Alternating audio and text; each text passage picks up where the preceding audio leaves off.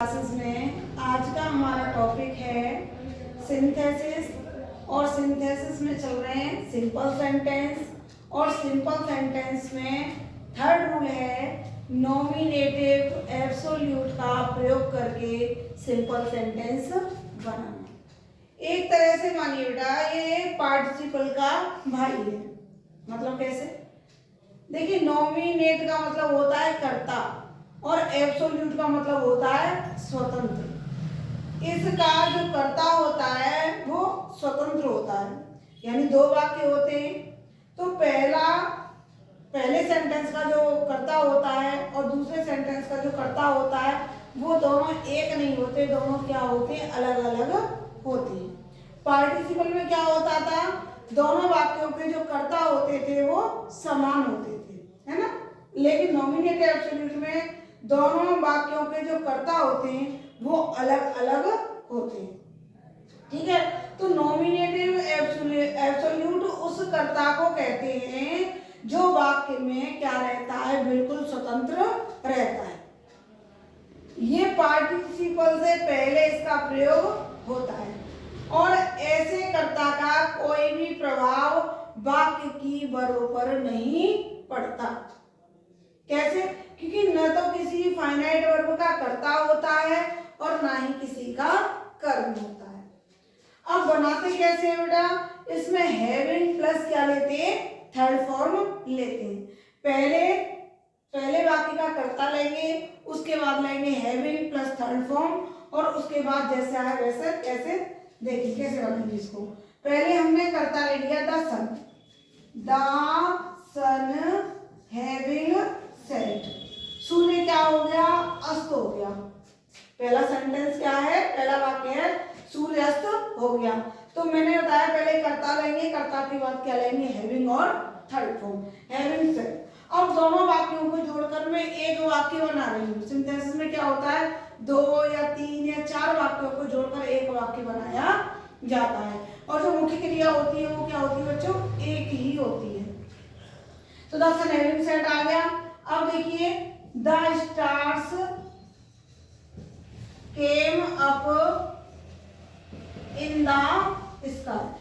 तो क्या होता है? जो स्टार्स हैं वो स्काई में आ जाते हैं। तो देखिए दोनों की कर्ता क्या है? बिल्कुल अलग है, लेकिन दोनों में कॉजल रिलेशन है, यानी दूसरा काम पहले काम का परिणाम है।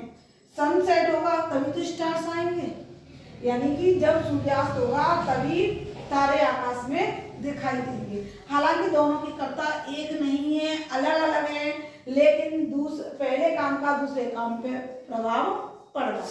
दूसरा काम रिजल्ट है पहले काम का। ठीक है, तो हमें बनाना कैसे? कर्ता लिया, फिर हैविंग थर्ड फॉर्म और उसके बाद कॉमा लगा के जो हमारा सेकंड सेंटेंस है। ठीक, अच्छा।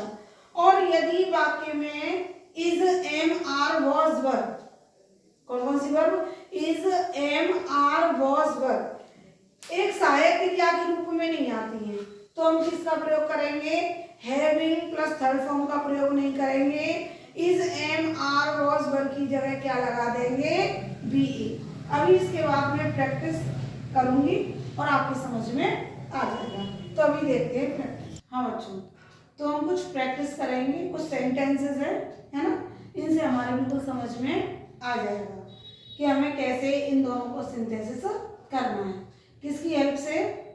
नॉमिनेटिव एब्सोल्यूट की हेल्प से। ठीक, तो देखिए सबसे पहले आप दोनों सेंटेंसेस को पढ़ेंगे और उसकी हिंदी निकालेंगे। फर्स्ट सेंटेंस है द पुलिस अराइव्ड।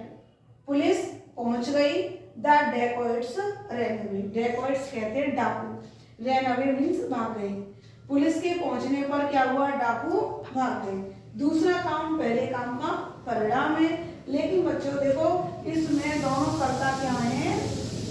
अलग अलग है ना। ये नॉमिनेट माने कर्ता एब्सोल्यूट मतलब स्वतंत्र है, दोनों के कर्ता स्वतंत्र हैं। अब हमें बनाना है द पुलिस। ठीक, मैंने क्या बताया? कर्ता के बाद having plus third form. The police having arrived, उसके बाद लगाएंगे कॉमा, उसके बाद द डेकोइट्स रैन। रैन अब आपको ये समझ में आ गया होगा। अब देखते हैं सेकंड सेंटेंस। ये क्या कह रहा है? द टीचर वॉज एब्सेंट, अध्यापक अनुपस्थित थे। The boys did not work, लड़कों ने काम नहीं किया। स्टूडेंट और बॉयज और टीचर दोनों करता क्या है? बिल्कुल अलग है। अब देखिए इसमें was were is am are मैंने बताया था rule, is am are was were, इनके बाद यदि कोई हेल्पिंग वर्ब नहीं आती है, यानी सॉरी ये हेल्पिंग वर्ब का काम नहीं करते हैं, इनके बाद कोई मेन वर्ब नहीं आती, मतलब ये वाचक के साथ आईएनजी होता तो ये क्या हो जाती? हेल्पिंग वर्ब हो जाती, सहायक क्रिया हो जाती। लेकिन बाद की बात क्या है? एब्सेंट है ना। तो देखिए हमें कैसे बनाएंगे इसे? द टीचर वॉज की जगह लगा देंगे being, is am are was were की जगह क्या लगा देते? बीइंग। तो the teacher being absent comma the boys did not work. ठीक बच्चा। अब देखते हैं third sentence. The sun rose, सूरज निकला। The birds began to fly, और जो पक्षी थे वो उड़ने लगे। पक्षी क्यों उड़ने लगे? सूर्योदय होने पर जो पक्षी सोते हैं सुबह को क्या करते हैं? उड़ने लगते हैं।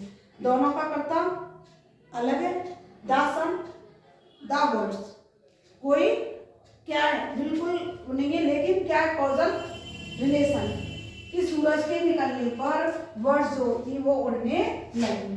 तो द सन, इसके बाद आएंगे हैविंग और third form. The sun having risen comma the birds begin to fly, begin to fly. अब देखते हैं fourth sentence. The captain was killed, कप्तान मारा गया। द आर्मी फ्लेड, और जो सेना थी वो भाग गई। अब देखिए बच्चों यहाँ वॉज वर्ब के बाद क्रिया की क्या है? थर्ड फॉर्म है, यानी ये हेल्पिंग वर्ब है वॉज, है ना।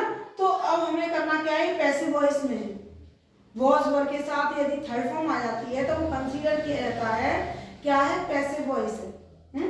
तो पैसिव वॉइस में हम कैसे बनाएंगे? मैंने रूल में नहीं लिखा था, अब आपको बता रही हूँ।